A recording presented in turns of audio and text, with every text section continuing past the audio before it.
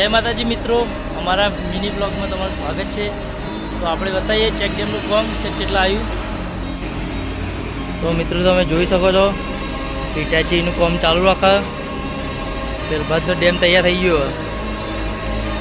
આ દંભા ચેક કરવા જોઈએ આપણા ડેમ જોઈ। આ બાજુનું હજી ભરવામાં બાકી છે થોડું, બાકી ઘરમાં મશીન મેળવેલું।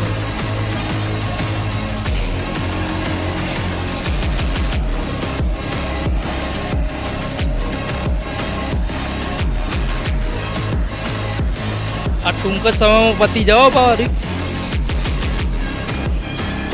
જોઈ શકો છો મિત્રો।